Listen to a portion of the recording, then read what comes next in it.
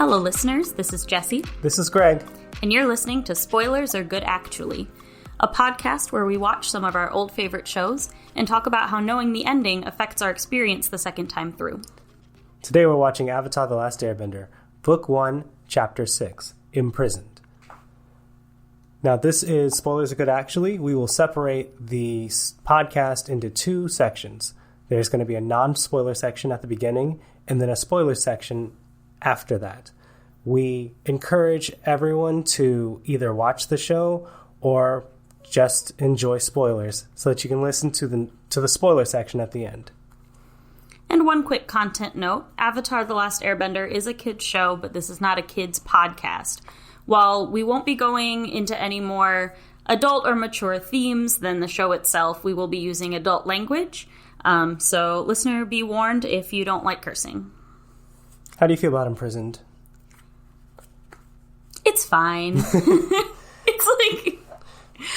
It's my least favorite Katara episode, but it's still a Katara episode. That's true. So I thought that this episode, I feel like the first time I saw this episode, I was on it, and I think I appreciate what it means and what it does a little bit more now.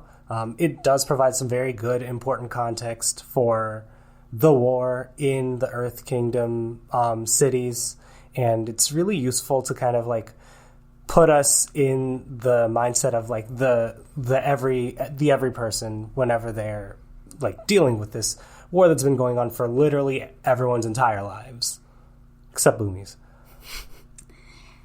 Yeah, I agree. This episode is definitely improved a lot by spoilers. Do you want to go first on the 10-word summary today, or should I? You go first this time. Okay. So my 10-word summary is: Katara saves Haru with hope and Cole loses her necklace. My 10-word summary is: inspirational speeches save the day. Giving earthbenders rocks also helps. That's a good point. But yeah, the plot of this episode was very straightforward. Katara gets herself captured so she can go rescue her new friend Haru from a Fire Nation ship where they're keeping earthbenders. It was it was a pretty straightforward episode. We start off with everyone hanging out, doing their thing. Apparently they're out of supplies. Last we saw the crew, they were in Omashu, so you would have expected they got supplies. So they either were very irresponsible or some time has passed, right? Yeah, probably the second one. Probably the latter. We have no indication that we just like gave Aang everything, so we can assume. Yeah, I feel like we learned that lesson the first time when he set a fire with seal jerky. Oh, man. In, what was it, like episode 3? Yeah, something like that. Vegetarians. Disclaimer, we do enjoy vegetarians quite a bit. They're great with seasoning. Oh yeah, I respect it. I mean, we try not to eat a lot of animal products. I just like making fun of Aang, I think, more than anything. One of my first notes for this episode was I noticed how much I like a lot of the backgrounds in this episode, specifically like the nature scenes and in the forest. And I also really enjoyed how expressive the characters were. This show gets a lot of talk for the quality of animation, mostly surrounding like the fighting and the bending. And of course, that's, incredible.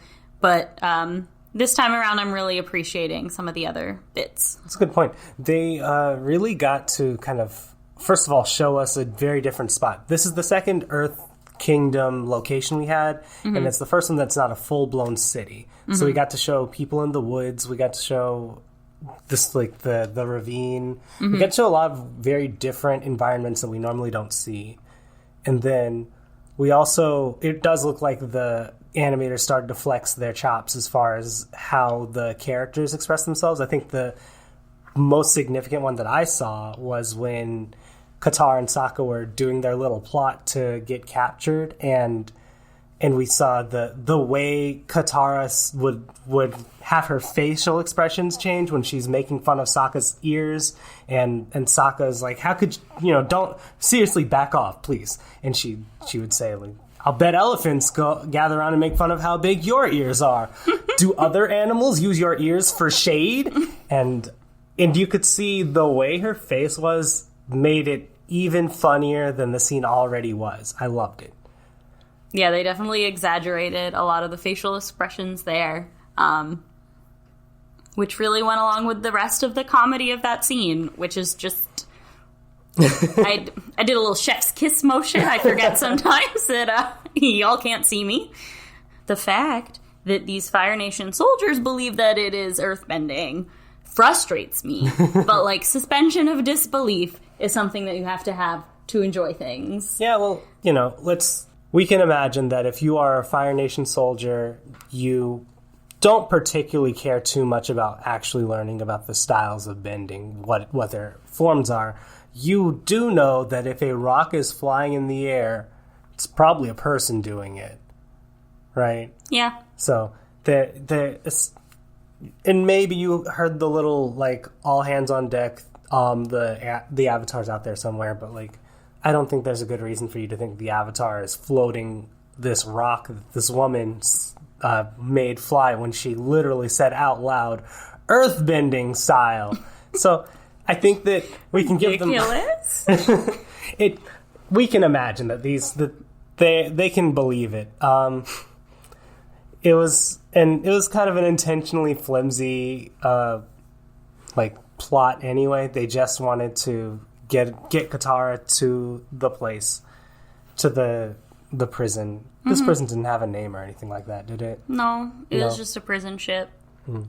But we do see them again addressing the fact that they are not wearing Earth Kingdom clothes, but then it not mattering when they get captured. Like, it's there for a joke, but, like, if it's inconvenient, we ignore it. Which, again, suspension of disbelief, but it's a pattern we're seeing. Yeah, so there's a bit where after Aang and Katara and Sokka meet Haru, They talk about, I think Aang just lets it slip that they saw Haru earthbending in front of earthbending boy, Haru's mother, and she says, "They saw you bending," and he said, "No, they're crazy. Look at the way they're dressed. These are don't listen to them." Obviously that doesn't work, but you know, the writers knew this. They don't want us, they're making it so the characters in the universe recognize that other people dress differently.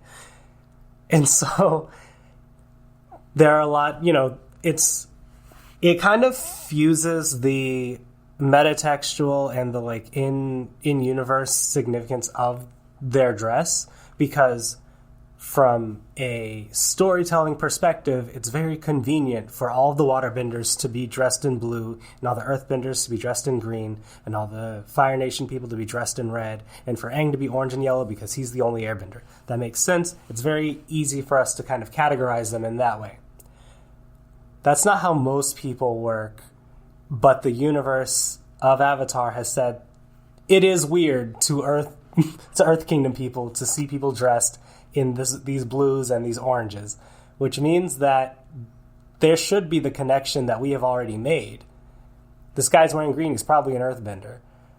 Now, if they really wanted to explore it, they could do a lot more with it, where somebody would, like, intentionally dress in green when they want to pass as an earthbender, Katara, and they could assume immediately that someone dressed in blue is from the water tribes. I think that occasionally does happen. I don't know. But it's weird that they just kind of touched on it but didn't really explore it here. Because they could have just ignored that and just made it seem like, man, I don't see color when it comes to other people's clothes. Oh, no. Yeah, they could have just ignored it, but they didn't. But they also don't always address it. So it can be a little confusing, but mostly it's just kind of a funny detail when you notice it. Yeah. How do you feel about Haru? Just as a character, generally. Nothing. It's extremely bland. I don't like how his bangs, like, pop out of his little headband. Like, why are they going over? I don't know. It feels like Haru, and I feel like the show kind of wants you to make this connection too. It feels a little bit like Haru's kind of like an alternate universe version of Katara, where, she grew up in a small village that was attacked by the Fire Nation. She lost her mother for it. Haru grew up in a small village that was attacked by the Fire Nation. He lost his father for it. Mm-hmm. And there's, there's the whole, like, finding your courage thing. There is their connection to their parents through their bending, which Katara made very explicit in a scene that we both love making fun of. But, it's, at the same time, Haru, as a person, as a character, only has so much personality. And it's very little. It's not too much. He shows that he's the kind of person that he's a little rebellious, right? He's a little courageous. He does care for other people. He's a good kid. Yeah, but he's not that interesting. He's not super interesting, unfortunately. But can we backtrack a second and talk about how Katara is so smart, but also just so dumb? I have no idea what you're talking about. Asking Haru not to earthbend is like asking me not to waterbend. Yes, that's literally the exact same thing. It's not even, like, you're not even making a comparison. It's not a simile. It is literally just you're saying the same thing twice. For people that aren't watching the episode with us, the scene in question is when, like, right after Haru's mother tells him off for earthbending in the village without, giving the context to the rest of them about it. Katara says, "How could you say that?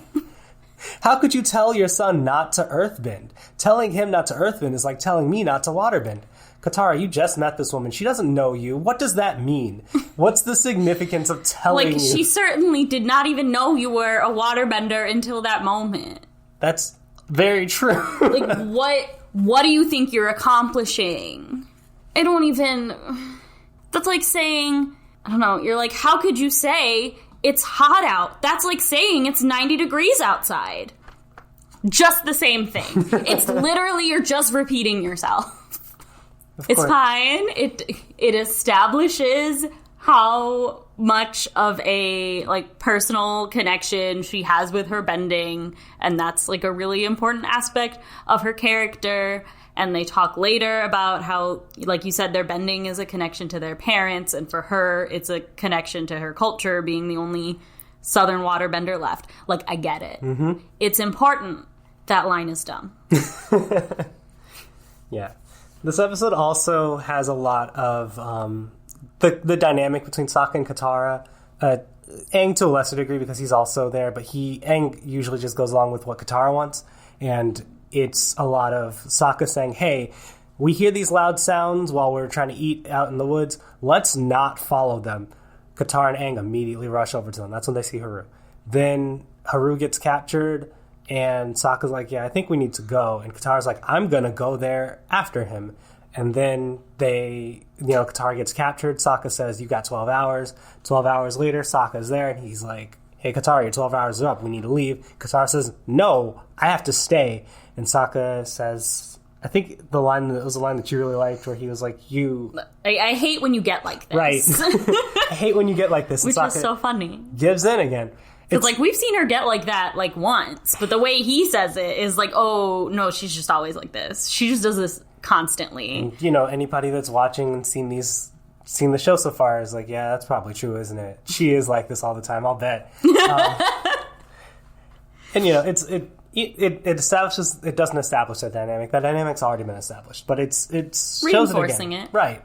Really cool. Sokka is kind of their counterbalance, because if it's just Aang and Katara, it's the two of them going on a lot of adventures that might get them actually killed because they just want to help everyone all the time. Mm-hmm.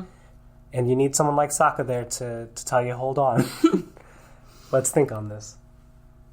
So something that I noticed in this episode was that it kind of breaks the general rule in, like, storytelling that if they explain the plan doesn't work. Like, it kind of does when you think about the overarching plan of, like, I'm gonna convince them, and I'm just gonna, like, snatch Haru and get off this ship. like that goes wrong. Right. But they like go into detail both times about like the fake earthbending and then pushing the coal through the vents, and they tell you exactly how that's going to work. And then it works. Yeah, it works almost exactly the way they say it will. If you trawl TV tropes like I do, you would know that the name of the trope is unspoken plan guarantee. And yeah, usually in fiction, they don't tell you what the plan is until it's already in motion and or has been completed. Or they'll like reveal little bits of it as they're happening. If they tell you the entire plan before the plan's happened, something in the plan is going to go wrong. And I guess you can say that something kind of went wrong in these plans, only in that the first time around, Aang didn't hear the cue on time, and so she had to yell earthbending style twice awkwardly, but that didn't really change the plan much. And then she had her speech, and it didn't inspire anyone at first, but then it did. So I think it still qualifies as a subversion of that trope. I didn't notice that before, but yeah, you're right. Like they straight up said this is how it's going to work, and then it pretty much worked almost exactly like that. It's pretty good. We're gonna also talk about how much we love George Takei's voice, because I loved that voice. It's certainly iconic. the prison guard, he's what? The warden. Thank you.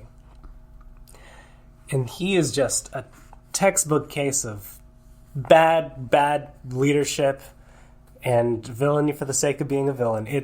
I love it. It's very humorous.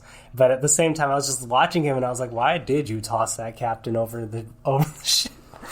Because he's incompetent. Right. It's to show that he is not he's not all together up there.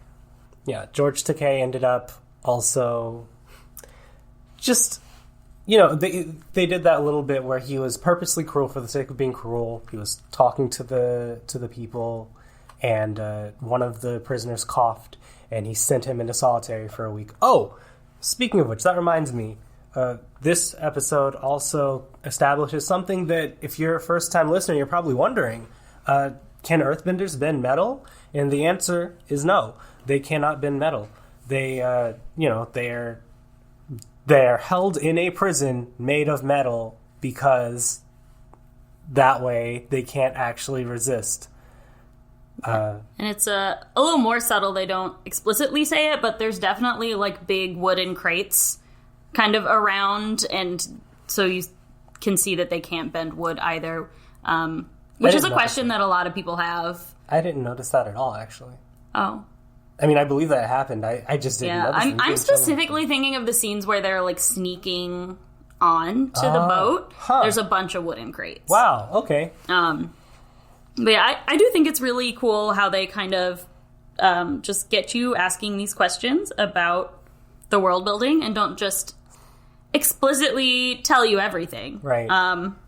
And I think that the question of can earthbenders bend metal might pose other questions about the limits of other bending. Right. It's as far as we're going to go in the non-spoiler section, but just something to think about. We get a pretty heavy scene in this episode with Katara and Haru talking about their parents.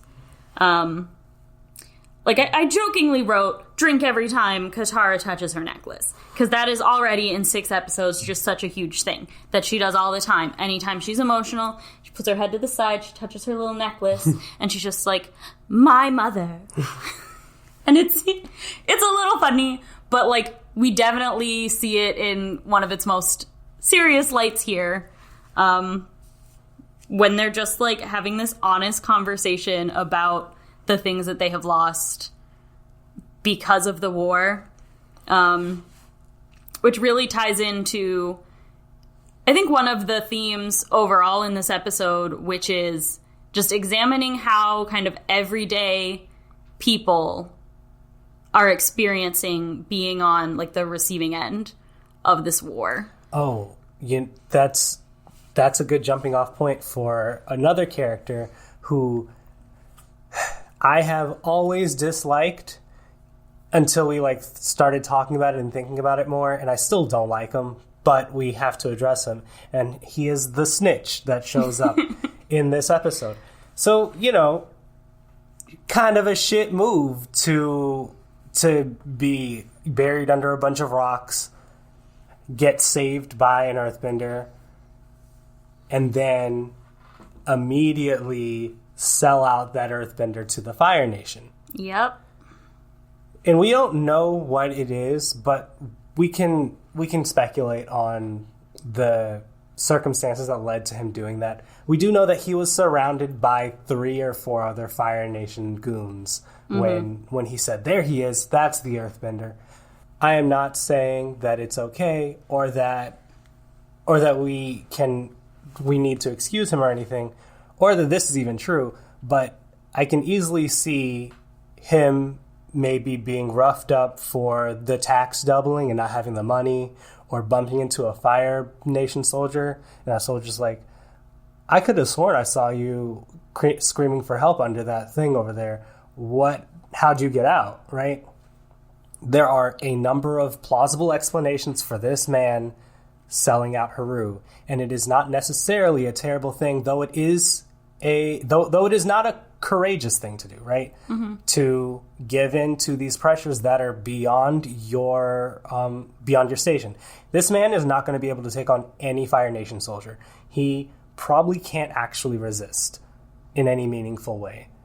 And I think that, I've hated this character from the beginning because how dare you? But at the same time, maybe there's an actual explanation here. Yeah, and I mean, rightfully so. I think at the end of the day, I still come out of this episode.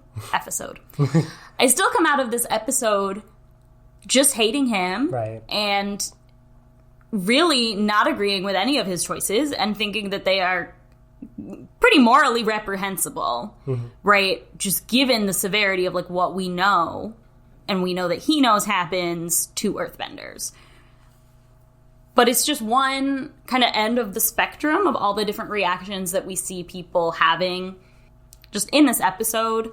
You see everyone from Katara to Haru's mom, to the snitch, and they all kind of have, across the spectrum of how much they are just giving in and being complicit with the system for their own safety, to just fighting the system at all costs.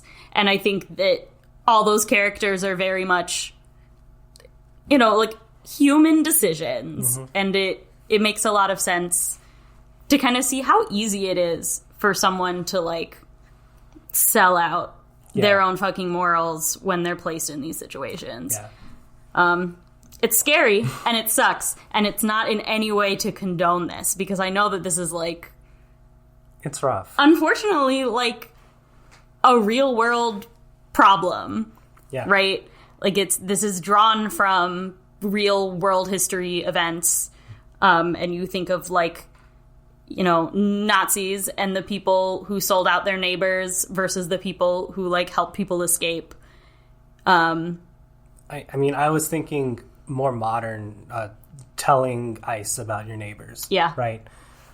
That these are all things. These are all issues. These are things that are being touched on in themes that are being explored by the show. You were talking about resistance at all costs, and I was reminded of in the actual prison when Katara gave her first speech. The first speech was more this, in my opinion, than the other one, where she said, all the Water Tribe people that I knew were rocked to sleep with stories of the courageous Earth Kingdom soldiers, and she said, now is the time to stand up and fight.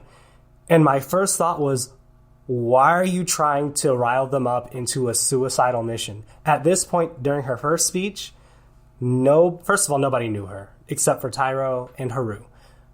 Second of all, they had no means of resisting. They didn't have the coal that came out in the plan and the second speech.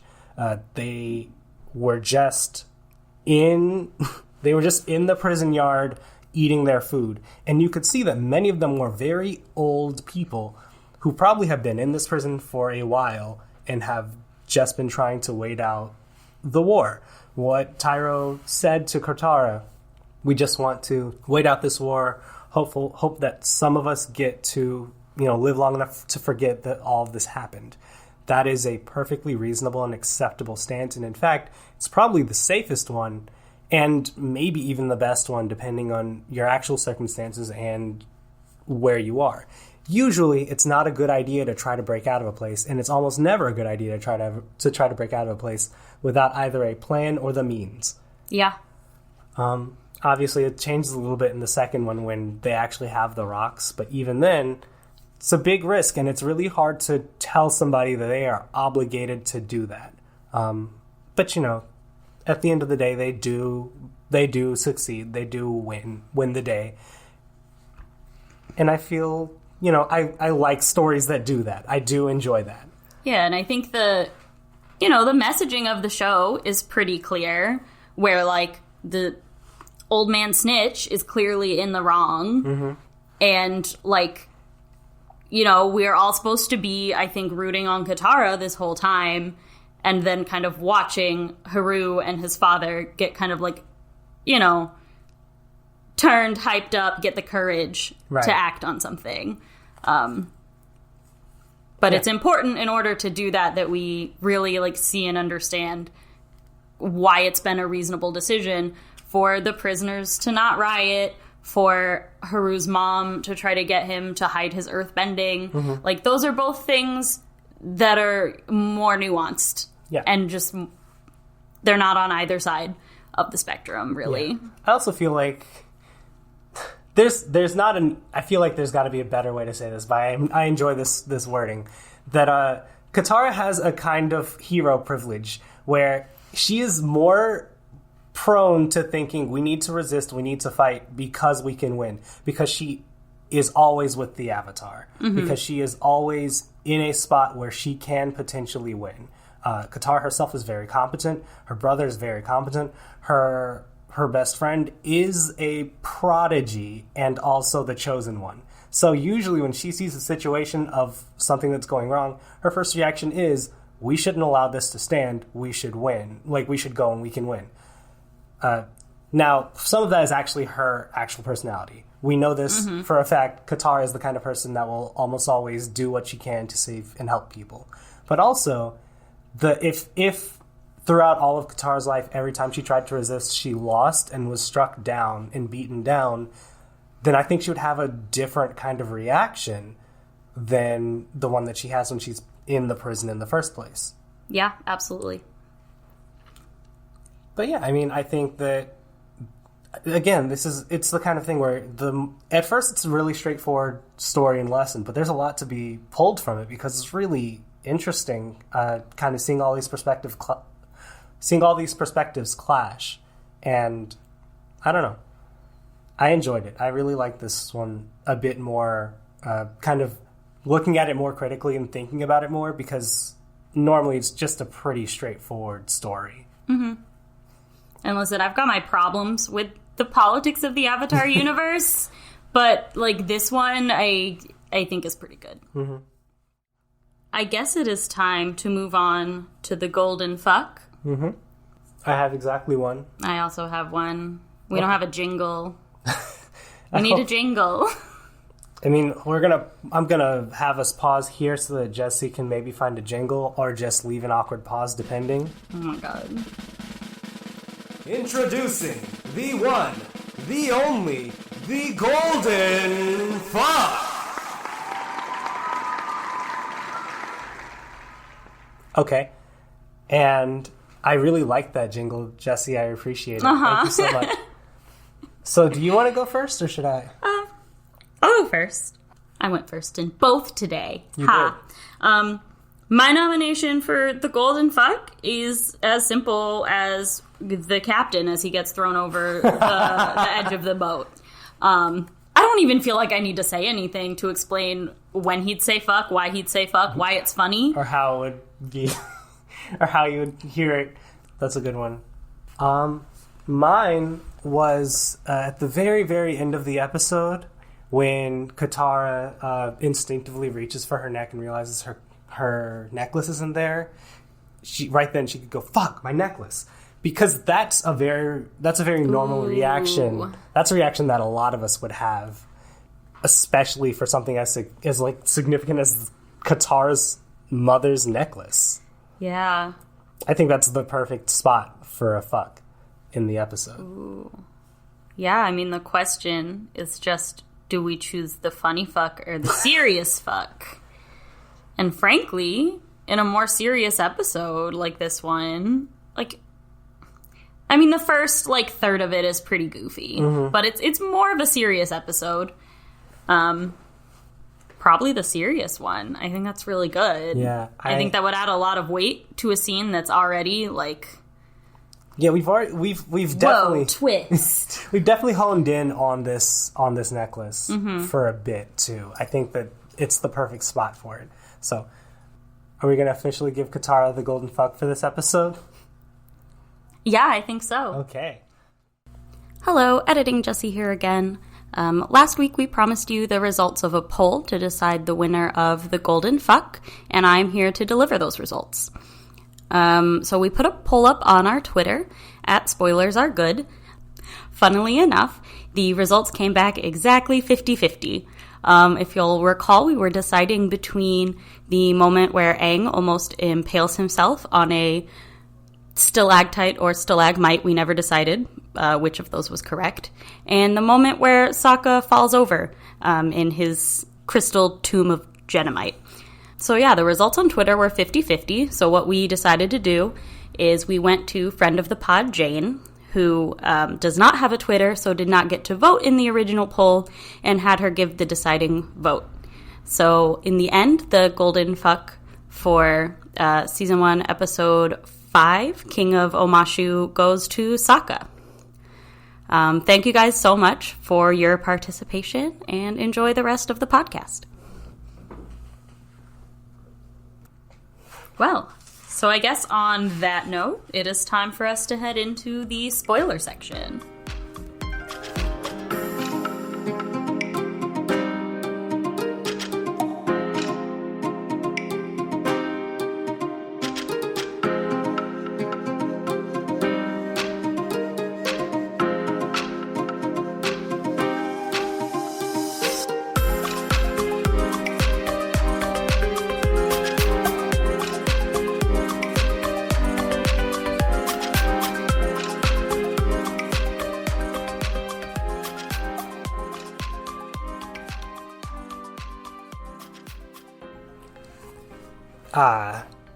I love telling lies in the non-spoiler section. It's not a lie. What, the Earthbenders can't metal bend? That's a damn lie. As was established in this episode, Earthbenders in general, as a whole, as a group, cannot metal bend. You're the lawyer. You should know this. Anyway, Earthbenders... I think it would hold up. I'm not gonna do this with you. Earthbenders. Obviously, Earthbenders can metal bend, and it was fun. I love how this episode does a lot of setting things up that pay off later on. Yep. Right? That was a big thing that you pointed out to me, and that is huge here and in several other sections. But I'm going to focus on the earthbending, metal bending thing. Yeah. Because first of all, if you are a person that's been watching the show for a few episodes, you're probably thinking, "Wait a minute, what else? If you can bend water, can you bend people's blood or something?" And obviously, we know the answer to that. Also, it's yes. If you can bend earth, what does earth mean exactly? Does that mean rock? Like, what about processed earth? Is that fine? Can you bend metal? Answer to that, as of this episode, is no, but the real answer is yes. And it's more nuanced, and I love the way the answer is more nuanced. You have to be very good at it, and I think you also kind of have to, like, have some kind of gene for it, as established by, like, Bolain being able to lava bend but not metal bend. Yeah. And it makes sense. Like, it's harder to bend processed earth than regular earth, because regular earth is the actual, like, natural thing. Mm-hmm. But, like, the metal's different. Yeah, I mean, there's a really good video by Hello Future Me. Love Hello Future Me. On just, like, the limits of the different bending styles, and he talks a lot about how... I think it's framed as, like, is bending genetic? Right. And the answer is, well, like, kinda. Yes and no. Yeah. Like, it's kind of based on, like, where you're born and into, like, what society you're born into. Yeah. But it also just seems to be more of, like, a spiritual thing. And, like, it's not super fun to get into all of the, like, specifics. Right. Right? And try and, like, make it into science fiction when what we're really watching is fantasy. It's also, it's great. I enjoy the fact that it's a little fuzzy. I like that because... Yes, absolutely. It makes it a little bit... It lets us kind of sidestep some things that people would have. Like, if it's very easy to determine and decide, then the next question would be like, well, why don't we have, like, an entire fucking, like, government program where we just manufacture... like perfect metal benders and perfect lightning benders and shit, right? We don't have to worry about that. Thank God, ignoring the eugenics question. Right. I don't wanna. Right? Like we don't have to worry about that because the answer is because it's hard. Like it's not worth it. There's no like solid answer to who gets the bending and how and why. It's a little iffy. I like that. I enjoy that a lot. What else? Oh, Katara's necklace. And Zuko getting it at the end. Uh-huh. Don't look at me like that. Do you want to talk anymore? You want to talk about that some more? I mean... So, like... It's a big thing, like, in the fandom, right? This period of time where Zuko has Katara's necklace and will, like... I don't know, does he, like, wear it on his wrist or something like that? And just, like, he has it, and it's this, like, unspoken connection between them. But I'm personally not someone who ships Season 1 Zutara. It needs to solidly be Season 2 Zuko. And frankly, Season 2 Katara, because she's still a little, like... naive and young in this season. But it's that in general is just a really fun setup for a few things that are going to happen. Right. We're going to have the pirate episode soon, which is a lot of fun in every way. I really love the water bending scroll. And we just, I don't know, we get to start seeing Zuko and Katara interacting more, which is significant even if you are not like looking at it from a shipping perspective. Zuko having interaction with Katara lets us see these parallels that Zuko has with Katara, similar to the parallels that Katara has with Haru. They both lost their parent. This time they both actually lost their mother. They're both prodigies. They both have a sibling. I don't know how many ways I can connect Azula to Sokka, except for the fact that they're both kind of commander types. Yeah. But I don't know. I personally am just glad to have some more Zuko content in general. True. I've missed him. Yeah, he was out for 2 full episodes now. You did bring up, you wanted to kind of touch again on the mother's issue that we talked about a couple episodes ago. Right. I didn't learn, I'd forgotten Haru's father's name, but it's Tyro. We learned that. I have never forgotten Haru's mother's name because I've never learned it. His mother never gets a name. Also, his mother is kind of wrong in her perspective and her kind of the way that she sees the problems in her village. She seems to have the stance specifically, earthbending has caused nothing but trouble for our village. And that's wrong. That's not true. The Fire Nation has caused nothing but problems for your village. We know this. This is not a very like ambiguous thing. There's no moral gray here. Firebenders are the people that came in and took out all the earthbenders in your village and made things harder for everyone. Firebenders are the people that are, threatening powerless people and telling them to pay double tax at the beginning of the episode. Earthbenders are just the victims. That's wrong. And I think the show wants us to understand that Haru's mother is wrong. We're not really supposed to sympathize with her except for the fact that she lost her son. Meanwhile, Tyro has a very sensible position when we meet him in the prison. We mentioned it in the non-spoiler section. It is acceptable and sensible to say we are not in a place where we can resist. It is best for us to sit here and wait it out so that we can do the best with what little we have. That's acceptable and that's reasonable. And then when the going gets tough and they need to resist, Tyro's the second one actually. Haru's the first. But, Tyro steps in to defend his son. We are supposed to love and enjoy and really like Tyro, but we don't particularly care about Haru's mom. It's the kind of thing that you don't really notice or pay attention to until you're back. Looking for it. Yeah, until you've watched the entire thing, you get a chance to look at the entire show and what it's saying as a whole, and then you say, This is one of like 3 mothers that we see that are alive. Yeah. And she's just like a nothing character. Yeah. I'm trying to think of all the mothers that I can think of. I can think of Toph's mother, who's also terrible. To her credit, the father's also terrible, I guess. So, I mean, even there, her mother doesn't do much. That's true. She just kind of sits around and lets her dad be terrible. Yeah. Same with May's mother. May's mother, right. Those are the 3 moms that I was thinking of. Mm-hmm. There might be, like, someone who I'm forgetting right now, but... We'll remember someone. We'll see them when at that point, they're probably real insignificant. Right. But yeah, so it's just a thing that we've noticed. I think the bit with the old man is really interesting to consider as a parallel to the old guy in the Jet episode. Oh, right. The Fire Nation dude who they said was a spy because he supposedly had a knife with poison in it. Mm-hmm.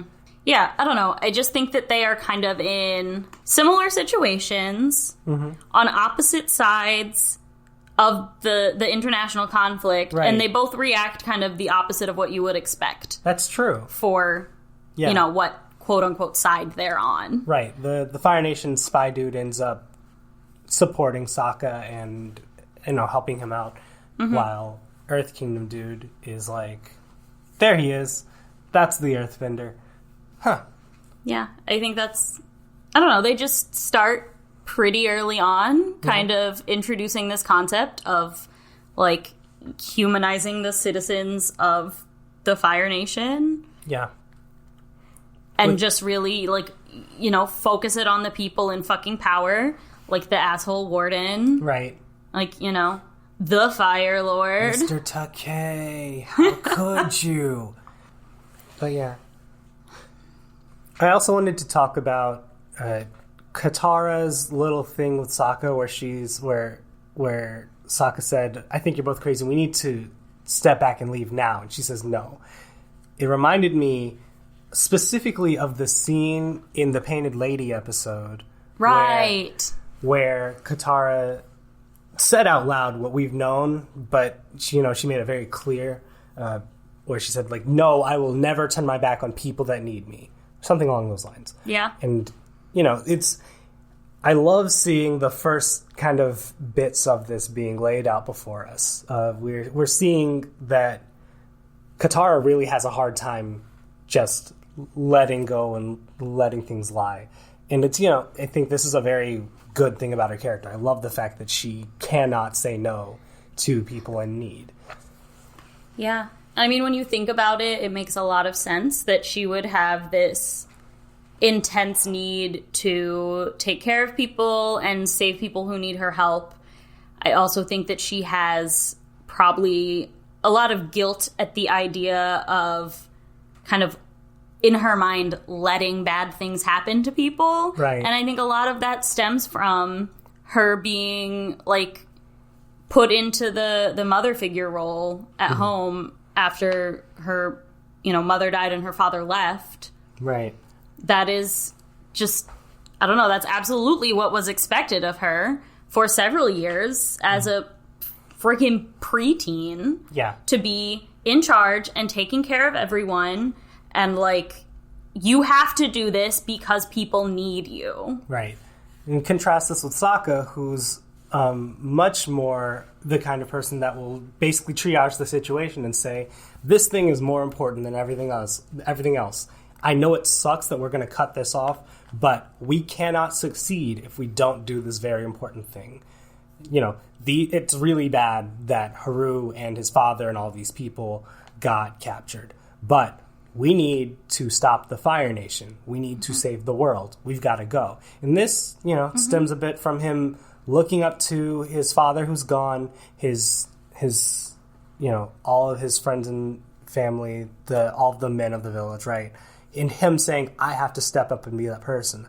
I have to be ready to make the hard decisions for the village because I'm the only one that can. It really reflects just their upbringing and kind of how they saw their positions even from a young age. I think it's really cool. Yeah. And then Aang is sitting here like, I really want to have fun. I think that... You're taking the fun out of getting captured on purpose. Oh my God. I think that we're still in, early stage, we're having fun, Aang. Yes. Instead of... But, actually, literally, I think next episode is the Hey Bye episode. And the episode after that is when he finds out about his time limit and the actual Sozin's comet that's coming. Yeah. So... It makes sense. I like that the growth isn't exactly linear, because that's not how things work in real life. You don't just learn one lesson and realize, oh, it's like a problem that I act this way, and then you never do it again. Like, that's just not how that works. You have to continuously work and practice and build up the skill and the repetition and the habit of, being a good person and improving on your flaws and trying to, live by your morals. So... just because he learned his lesson with the Unagi in Kyoshi doesn't mean that he's never going to be just an annoying little shit ever again. I love Aang.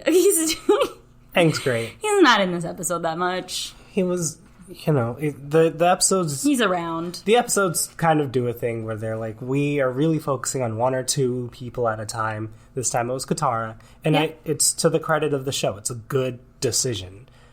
It's the only way that we can bounce around all these plots. Yeah. And make it make sense. We can't, especially in 22-minute episodes on Nickelodeon. Yeah. With commercials. Oof. Oof. Oh, I love, just, side note, when you see the stuff that they obviously framed to make the commercial break suspenseful. It's like, I am so glad that we don't have to worry about that anymore in the age of streaming. Yeah. Like, the fact that we are no longer designing our shows around having commercial breaks. That's actually really good. You've got to... It's... Oh my God. Thank goodness, because it's kind of funny and nostalgic to look at now. But if this was happening with modern shows, it would drive me up the wall. We touched on Katara's necklace, but we haven't really talked about, the significance of it and what we know from watching the whole series. That it's a betrothal necklace? Yeah. Keep going. We had that whole thing about Zutara, and I did not mention that fact. Just... I am assuming most people in the spoiler section have watched the entire show, but, hopefully there's some people who haven't. So, we should maybe be a little more explicit explaining things. But no, just, all that we know at this point is that it was her mother's. Right, but that's literally it. It's a necklace that used to belong to her mom, and it's important to her because it used to belong to her mom. Yeah.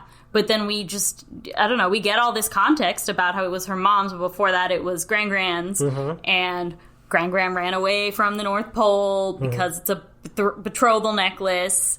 It's another place where having all the context makes this moment that she loses her necklace, and then the moment that Zuko picks it up.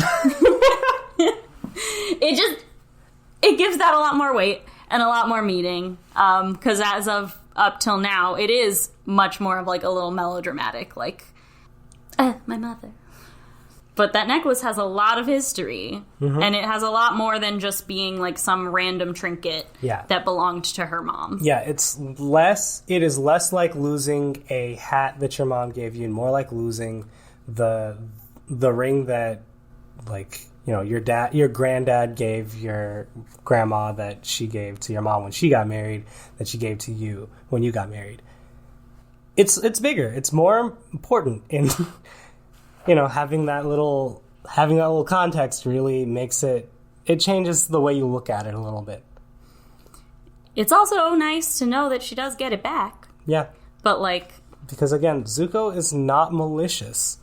If Zhao had picked that up, he would have been like, I can use this to find the Avatar. And then the moment he found Aang, he would have burned it. Because that's who Zhao is. Mm-hmm. He would have been like, oh, you want this? Okay, cool. I'm going to burn it now. But Zuko's like, yeah, sure, whatever. Well, I mean, Aang had to take it back from him. But, it's not like Zuko has had any plans to destroy the thing. Mm-hmm. No, all that it meant to him at that point was just I can get my father's love now. I can get my father's love now. Yeah. I can get my father's love. I mean, just it's for the Shishu to sniff. Is that what that animal is called? Shearshu. We'll figure it out. I'm not gonna correct this for the record. I'm sure I made more mistakes since the last time I came in and was like, hey, these are me correcting my mistakes. I'm not looking that hard to correct all of my mistakes, so y'all just let me know, and I will do it whenever I hear about it. But for now, I don't know why I just did double thumbs up as if anybody can see that. Oh my god, we're really, you want to start going at it with the hand gestures. You want to start streaming? No. Okay. Were you remotely serious? No, not at all. Okay.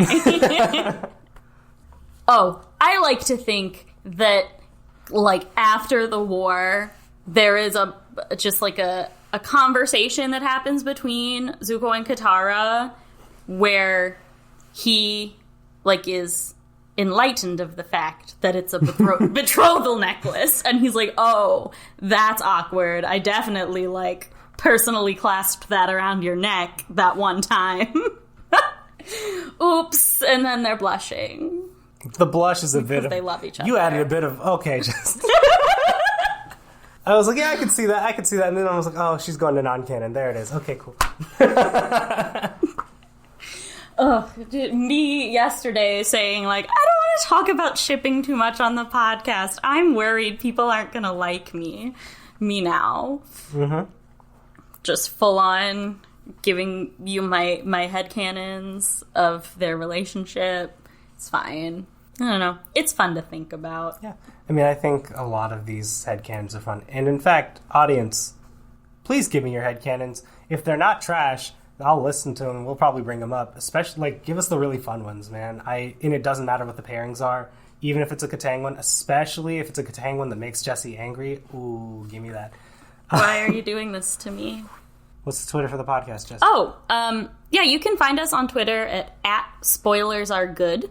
It should be linked down in the description of this episode and in the general podcast description. So we absolutely want to hear from you over on our Twitter if you have any thoughts, feedback, nominations for the Golden Fuck, any, cool things that you noticed that we didn't talk about in our episode. If you have corrections, whether that is, small nitpicky things about the canon or something that we, forgot a detail, or, something bigger and more important, definitely if we're, misrepresenting the cultural origins of things in the show or making any of those kind of mistakes. Yeah. It was quite a long rant to say, talk to us. Please talk to us on Twitter. We are really excited to hear people's thoughts. Great. Well, that's all that we have today for Book 1, Chapter 6, Imprisoned. Right. We hope that you'll join us next week when we talk about Book 1, Chapter 7, The Winter Solstice, Part 1. Thank you, and remember, just because it's spoiled doesn't mean it's rotten. Have a good day. Great.